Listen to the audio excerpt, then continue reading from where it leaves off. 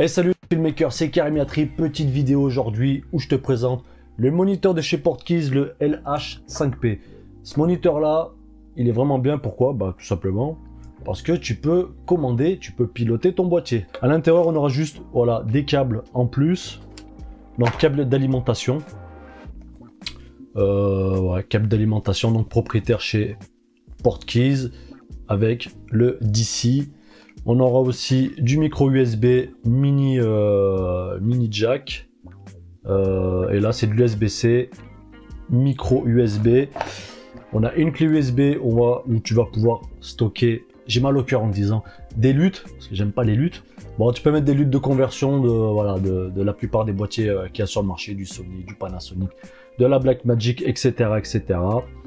Et on aura deux petites antennes, donc selon le goût, hein, selon tes envies, soit tu mets l'antenne qui est coudée, soit tu mets la toute petite antenne. Petite boîte de transport, que voilà, ça vaut ce que ça vaut, mais ça fait toujours plaisir. Voilà, petite boîte qui va te permettre de stocker à l'intérieur ton moniteur pour chaque transport, pour éviter de le casser, parce que vraiment, voilà, ça fait, hein, pour pas aller plus loin, parce qu'il y a des enfants qui nous écoutent. Moi, généralement, je bosse pas rarement avec du moniteur, mais c'est vrai que la plupart de mes setups, donc que ce soit sur la RAID, j'utilise le moniteur RAID. Je peux mettre un deuxième moniteur pour avoir un peu plus de confort, mais bon, après ça dépend le cas de figure. Mais là, par exemple, sur le GH6, j'ai pas de moniteur. Je sais que la plupart du temps, quand je shoot avec du boîtier, eh ben, j'utilise pas de moniteur, mais là, pour le coup, il a son petit avantage. Son petit avantage, c'est de pouvoir piloter le boîtier, donc le GH6. Black Mamba, c'est la cage de chez SmallRig pour le GH6, qui est vraiment incroyable, avec le bloc HDMI et le bloc USB-C. Donc ça, pour moi, c'est vraiment vital, crucial, si je dois utiliser un moniteur dessus. Hein, je vais pas laisser le câble ballant. Il suffit que tu mettes un coup comme ça, t'arraches tout, et on sait qu'on l'a tous déjà fait. Donc voilà, moi, voilà, bloc HDMI, pour moi, c'est vraiment la base. On a un petit câble.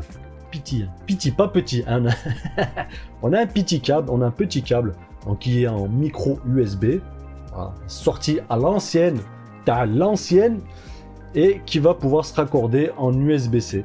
Voilà, tout simplement. Une fois que tu l'as branché, voilà, tu te dis, voilà, GH6, voilà, je veux que ce soit PC Teacher, c'est-à-dire en mode remote télécommande. Parce que moi je l'ai laissé full anglais, le truc il est même pas en français. Et une fois à partir de là, tu vas pouvoir prendre la main sur ton boîtier sans forcément rentrer dans les menus. Moi j'ai tout ce qu'il faut. Les seules fois où je vais rentrer à l'intérieur, c'est quand je vais vouloir changer de résolution ou que voilà, j'ai envie de faire du 120 fps, etc., etc. Là je peux pas piloter ce genre de settings avec le boîtier, donc on sera vraiment sur du basique et c'est vraiment très très bien. Donc au-dessus on aura bouton marche arrêt, des boutons ici assignables. Tac, pareil ici, on va pouvoir naviguer dans le menu sans forcément utiliser le tactile. On peut utiliser carrément les boutons qui sont au-dessus. Voilà. La faible consommation du moniteur, parce que les moniteurs qui pompent, genre les Atomos, enfin, et encore ça va, le Ninja 5, ça va. Il y a des moniteurs qui pompent vraiment beaucoup de batterie, donc là on est vraiment sur, alors si je dis pas de bêtises, parce que j'ai perdu la notice, je crois qu'on est sur du 15 Wh. Si je dis pas de bêtises, 15 Wh, ça va. Ça va. J'ai plein de petites batteries DNPF. Donc là, au niveau... je pense que j'aurai plus de batterie avec le boîtier, avec le moniteur, que sur le GH6. Le GH6, la batterie, c'est abusé. Elle se consomme littéralement à vue d'œil. Donc bon. Une fois que j'éteins mon boîtier, ça c'est très très cool aussi. Une fois que j'éteins mon boîtier, donc là je l'éteins. Et tu peux voir la petite LED rouge qui s'affiche, ça veut dire que le moniteur recharge en USB-C mon boîtier. Et ça, c'est vraiment cool parce que tu vois ma petite batterie, je peux la dégager, je peux en mettre une plus grosse. Une fois que j'ai fini mon shoot, j'éteins le boîtier, je le pose, allez, une petite demi-heure, voilà, si je fais une petite pause. Et là, ça va pouvoir recharger la batterie de mon GH6. Voilà, si j'ai pas une batterie à portée de main ou 2-3 batteries, allez, on va dire 2-3 batteries, voilà, ça c'est vraiment un bon point. En dessous, on va pouvoir mettre la clé USB si je veux faire les mises à jour. Donc, je vais sur le site de Portkeys. Voilà, je télécharge la dernière mise à jour. Je la mets directement sur la clé USB. Je mets le point VIN. Je mets à l'intérieur. Hop, je vais dans le menu, firmware, upgrade, merci, au revoir. Moi, j'aimerais bien prendre un câble, donc pour pouvoir l'alimenter en D-Tape. C'est toujours bien. Le D-Tape, voilà, c'est comme le SDI, c'est la vie, parce que j'ai pas mal de batteries V-mount. Donc voilà pour ce petit setup vraiment cool. Donc côté fabrication, au niveau du moniteur, on est sur du métal, on n'est pas sur du plastoc. Donc si tu le fais tomber ici, ça va. Si tu le fais tomber sur la dalle, bon, il y a moyen que tu fasses des dégâts. Mais là, en l'occurrence, tu vois, pour les rayures et tout, voilà, ça va, c'est cool. Au niveau du poids, on est sur un moniteur relativement léger. J'ai mis une petite batterie. J'ai pas voulu faire le fou en mettant, voilà, je peux mettre une grosse batterie, il n'y a pas de souci. Mais l'avantage que j'ai, c'est que je vais pouvoir prendre mon setup tel qu'il est et le faire basculer directement sur le RS2. Et là, au niveau de l'ergonomie, je le balance nickel, il n'y a pas de souci. Donc je peux le poser, shooter directement avec le RS2, je peux enlever à la main et directement je peux faire mon shoot tout en laissant le moniteur dessus. Voilà, tu vois, ça pour moi c'est des setups qui sont vraiment viables parce que tout le monde veut du run and gun, sauf moi. Là je rigole, je veux pas de run and gun parce que ça m'intéresse pas. J'aime bien prendre mon temps, toujours prendre son temps lorsqu'on fait des prises et pas se précipiter, petit conseil de filmmaker, parce que sinon tu vas la refaire la scène et en pire. Donc là voilà, je peux prendre mon setup, le prendre à la main, shooter avec le moniteur et le mettre directement sur le RS2. On aura un tout petit peu de latence. Ça c'est normal, comme la plupart des moniteurs, en plus en HDMI, voilà, on aura toujours un petit peu de latence suivant le câble qu'on utilise, le boîtier qu'on utilise et le moniteur qu'on utilise. Donc on aura toujours un tout petit peu de latence, mais ça va, après c'est un coup à prendre. Donc je sais que lorsque je shoot, voilà, on a toujours un petit délai. C'est comme ça, c'est la vie. Tu peux aller sur le site de Portkeys, tu peux voir la liste des boîtiers qui sont compatibles. Donc je te l'ai dit, il y a du Sony, il y a de la ZKM, il y a du Panasonic, il y a de la Blackmagic et il y a de la Red. Après, je sais pas, sur la Red, ça sera plus sur de la Komodo. Donc là, ce moniteur en Wi-Fi va pouvoir piloter donc de la Blackmagic 4K, 6K, 6K Pro, du Sony A7 Mark III. Donc voilà pour au niveau du Wi-Fi, on sera sur ça. Après, il faut voir les listes. Je sais qu'avec les mises à jour, ils vont pouvoir élargir toutes les compatibilités. Mais là, en l'occurrence, déjà, c'est une bonne chose que je puisse piloter le GH6 qui vient de sortir. Ça, c'est vraiment bien. La vérité, quand je l'ai reçu, je me suis dit, bon, soit ça passe, soit ça casse. Je me suis dit, j'étais un peu pessimiste, je pensais pas que ça allait marcher. Et quand je l'ai branché directement, lui, le moniteur, il m'a mis GH6. Donc là, franchement, les gars, bravo. Au niveau des performances de ce moniteur, donc résolution 1920 par 1080, écran 10 bits, ça c'est vraiment bien, dalle de 5,5 pouces, contraste 1000 pour 1 et on est sur du 1700 nits en extérieur, donc là on est vraiment bien. Voilà, quand c'est bien éclairé, soleil californien, 1700 nits, franchement on est au top. Donc en gros les moniteurs dès qu'ils sortent de l'usine, ils sont déjà calibrés. Toi si tu veux, après tu peux les recalibrer avec une sonde. Faut prendre la X-Rite I1.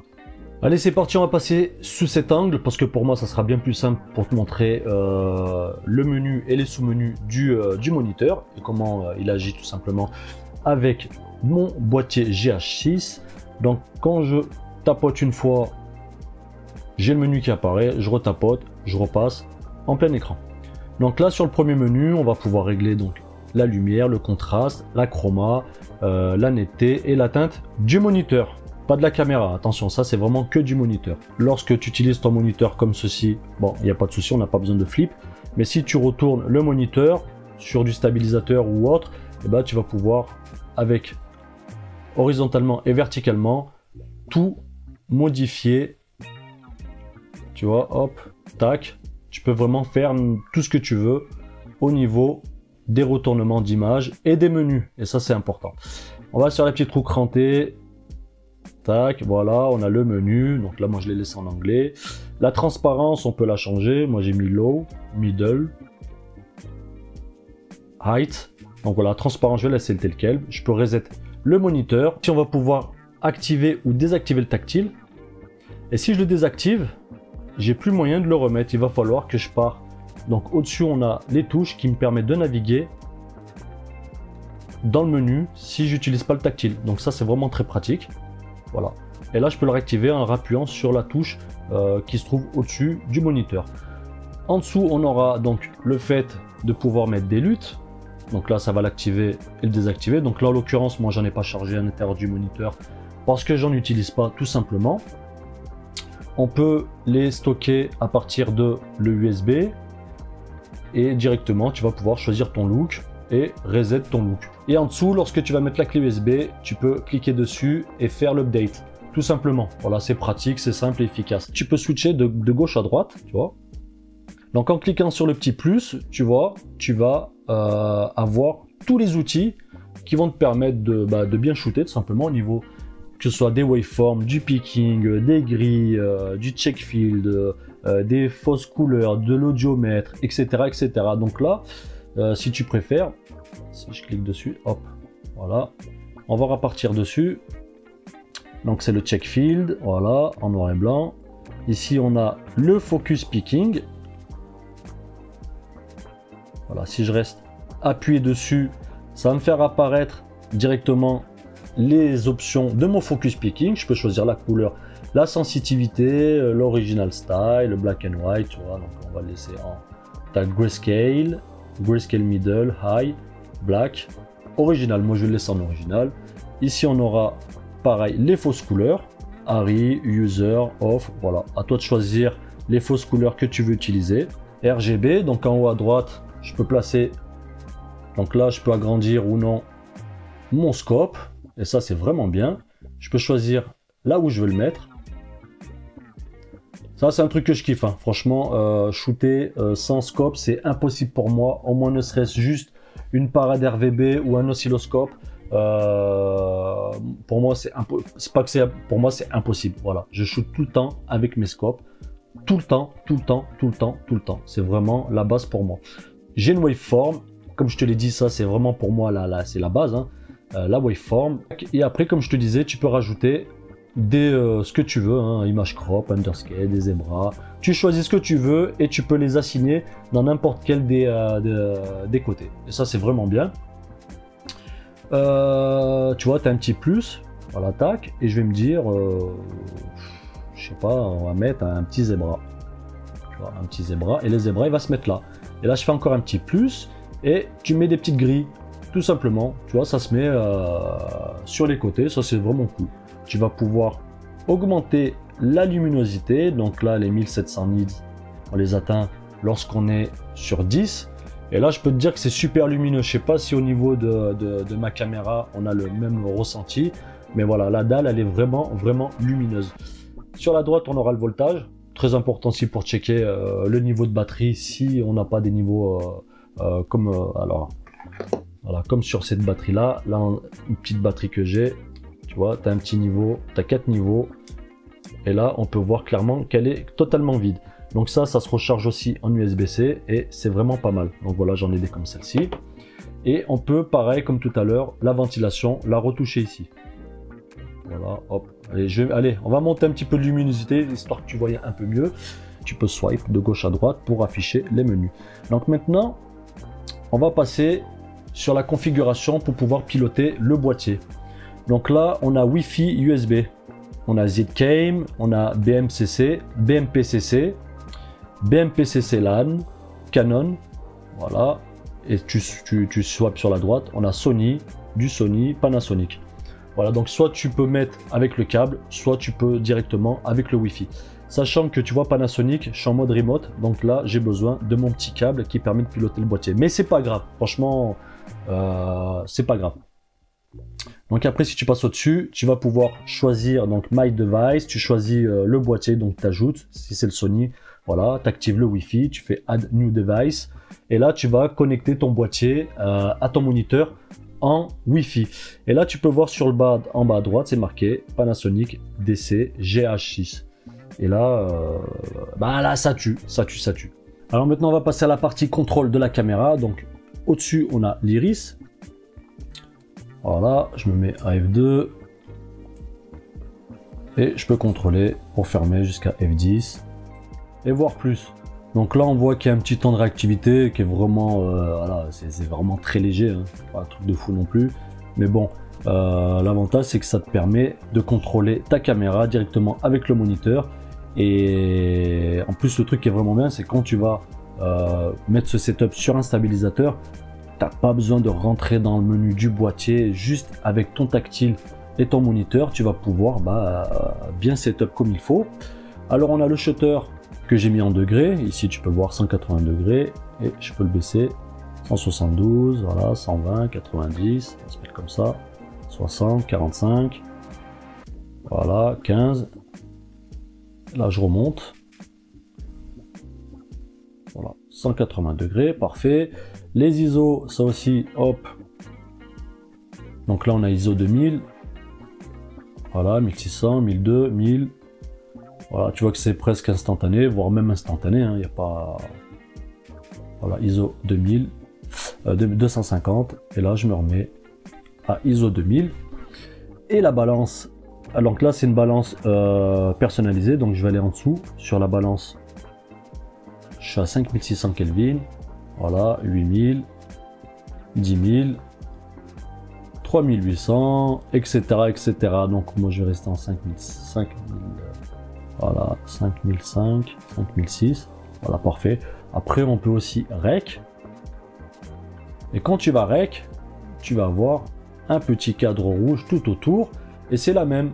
Si je bascule sur le GH6, tu vois, tu peux voir que on a exactement le même cadre. Ça indique que tu enregistres. Et si je coupe donc l'enregistrement du moniteur, c'est exactement la même chose sur mon boîtier. Donc là, si je refais le même procédé, juste pour que tu puisses voir, en dessous, tu en as 180 degrés, on a 2000 ISO et on a F6. Si par exemple, je ferme F13, tu vois, F13, tu as tes informations quand même sur le boîtier.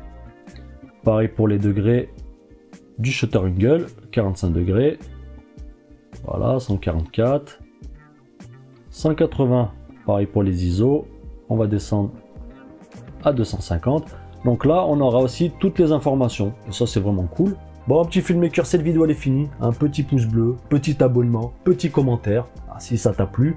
Voilà, on fait des petites reviews tranquillou. Moi, je donne mon ressenti. Les gens qui me connaissent, voilà, savent de quoi je parle. Et puis voilà, je te dis à la prochaine. Allez, des bisous, salut!